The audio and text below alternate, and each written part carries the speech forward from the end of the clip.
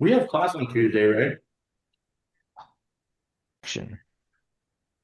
Good afternoon, everyone. My name is Chris. I am accompanied by Bill, Sophia, Mike, and Sudha. And we're doing basically an ethical analysis on autonomous vehicles, whether that's passenger versus environment, and navigating that moral frontier for the algorithmic decision making. We're going to go slide two. So the technology, and we're focusing on the company Waymo. It's really well known within our Phoenix metropolitan area. It's, the autonomous vehicle driving around without that driver. And per, the autonomy and definition, they're a level four vehicle as it's using artificial intelligence, machine learning, sensor fusion that includes LiDAR, radar, and cameras to successfully navigate the roads without these human drivers. Now, currently, they're operating in a geo-fenced urban area such as Phoenix, as we've seen, and also in San Francisco. Currently, near term, it's city by city, and they're going to be expanding out farther and farther and farther with success, and making changes as they need to.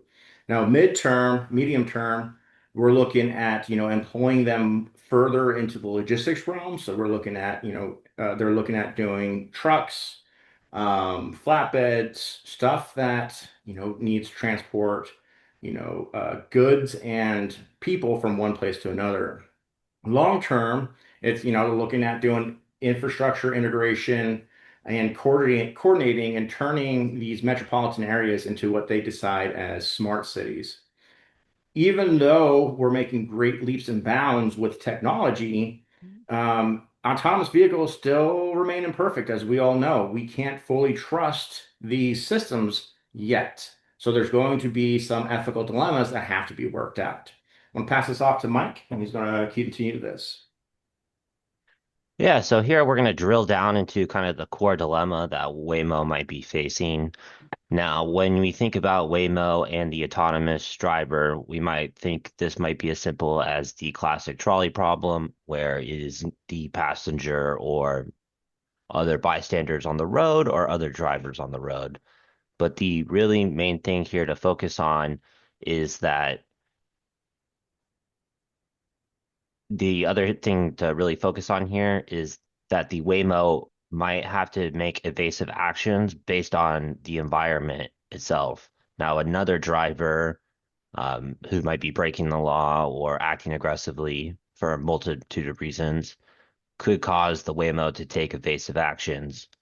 And at those times, there could be a situation where the Waymo is chosen to think about whether the Waymo should prioritize the safety of the customer and the person paying for the service, or if the Waymo should prioritize the overall impact they're going to have on the environment, whether that is other cars being crashed into, bystanders on the road, like pedestrians, or maybe even infrastructure, and where the crash is actually happening. If it's happening in front of if it's on a major highway that's going into a children's hospital and you cause a 20 car pileup, maybe someone else is affected by that. So, there's a lot of details that could kind of go into what is the most uh, just decision for the environment and the bystanders around them. So there's a lot of competing moral expectations and kind of want to drill down into the basis of these moral expectations.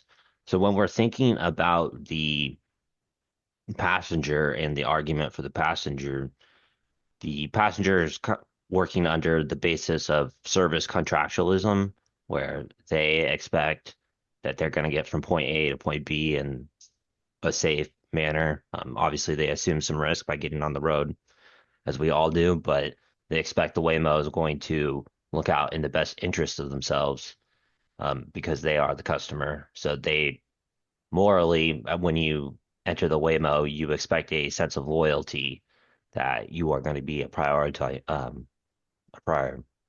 for the system.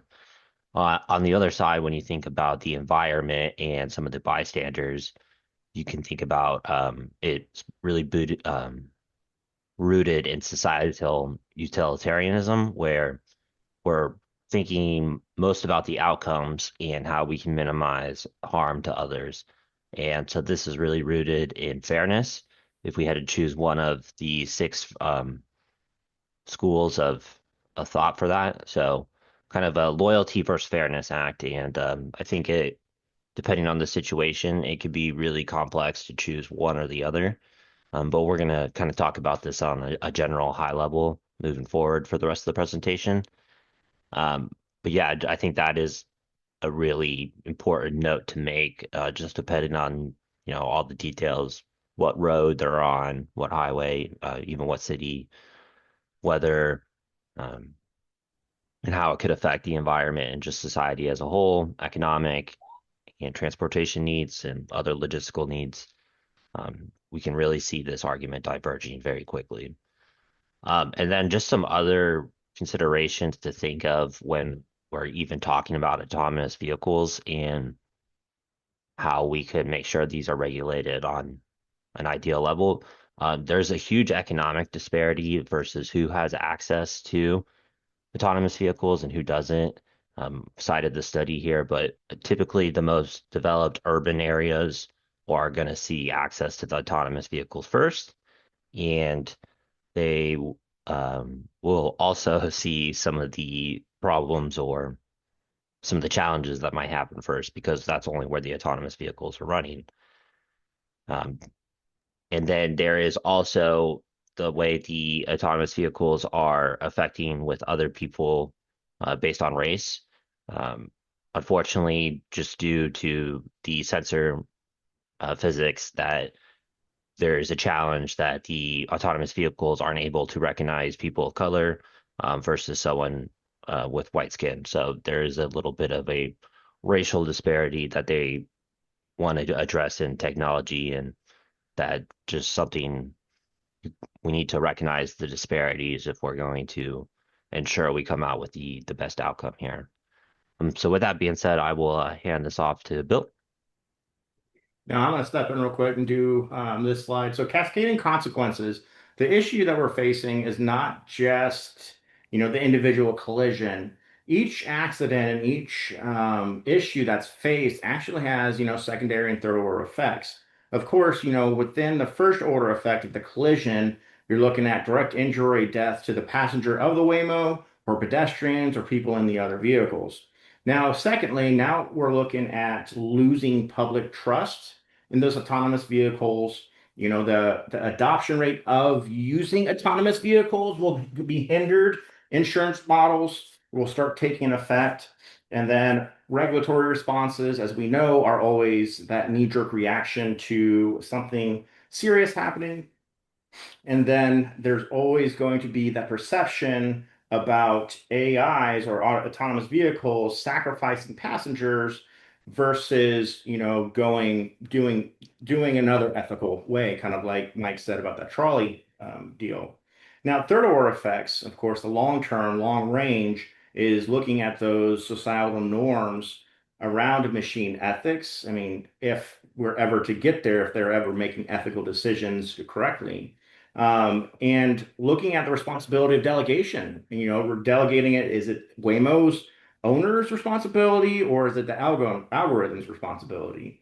And then how this is going to also affect how society will value humans' life versus, or within the hands of automated vehicles or automated systems. Now, the goal is not to eliminate all harm, as we know with ethics, which, as we know, with ethics, this is impossible, but ultimately to maximize net benefit by reducing total injuries and fatalities over time. Now I'll go ahead and hand off to Bill. Suda's next. Yeah, thank you, Christopher. Yeah, so the next one is in order to address this dilemma of ours, we have come together as a group, and these are the steps that we think Waymo can surpass meaningful ethical and legal expectations by adopting the measures that go beyond mere compliance. That is, actively shaping higher standards of trust and accountability within the autonomous vehicle industry. Public commitment is one of them. Waymo can consider openly committing to harm minimization principles, making ethical priorities transparent to consumers and regulators alike. Independent ethics review is another option, establishing independent ethics review boards for algorithmic decision making that ensures accountability beyond internal governance. Next is the open safety data, transparently reporting how ethical priorities are encoded and tested, sharing safety data, etc. And last but not the least is the community investment. We believe that investing in pedestrian safety infrastructure, community engagement, and proactively reaching out to build the public confidence are some of the steps Waymo can surpass the minimum ethical and legal expectations. Next one is our identity. So as a group, we chose fairness over favoritism, responsibility over convenience, and also the long-term ethical leadership. The reason being it aligns with the value of fairness, respect for all human beings, and ethical leadership in emerging technologies. That actually supports an identity that prioritizes the moral responsibility over short-term market advantage. Yeah, I'll pass it over to Bill now. Okay. So we as a group think that the optimal decision Waymo should make is to prioritize and reduce overall harm. This is a long-term strategy that would be conducive for Waymo. It'll allow them to growing their continue with their growth strategy to go city by city.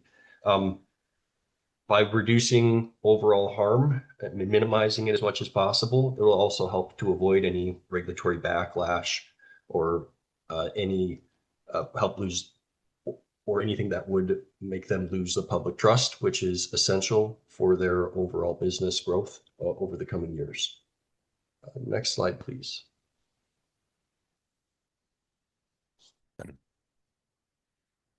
So now we're looking at, we're leveraging our choice against the different tests that are out there. Now, the visibility test, this is, the coined one is what happens if this is on the front page of the paper? Now, if this scenario, Waymo having this on the front page of the paper is actually going to benefit them as more fair, principled, and grounded in respect for all human life and not just the passengers that are within that transport. Now, veil of ignorance. The veil of ignorance, we're looking at the whole point of if I didn't know what position I'd end up in.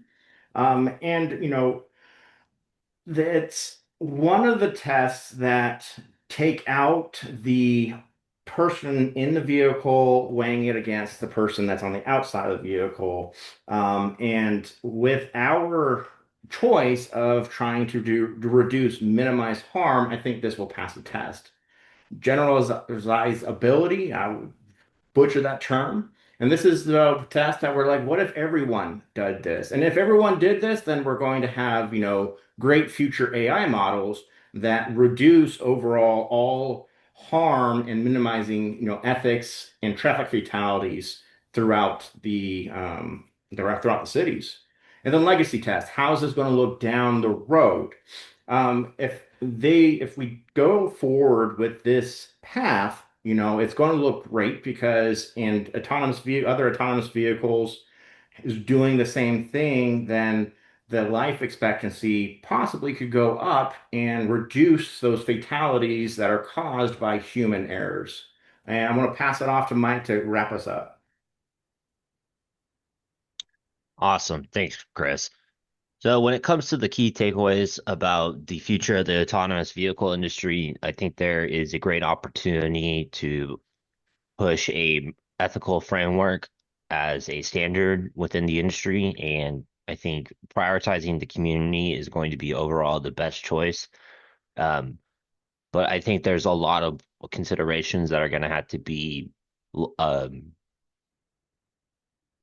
launched into that, like accident reports, the transparency on whose fault the accident was, and any environmental factors before the accident that might have led to the Waymo's decision making.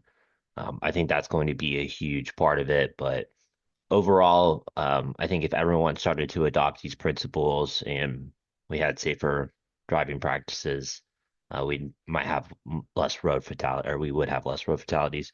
Another point to bring up though would be the regulation or just how cities are designed in general. Some cities are a lot more pedestrian friendly than others, and um, especially one like Phoenix that's don't recommend walking around too many parts of our city, but other cities are a lot more pedestrian friendly. So we could see more regulations and more planning into the government on how they're actually constructing our roads to adapt to what is happening to the autonomous vehicle industry. Other than that, thank you for listening to our presentation. Here's our references that we used, and thank you. Have a great day.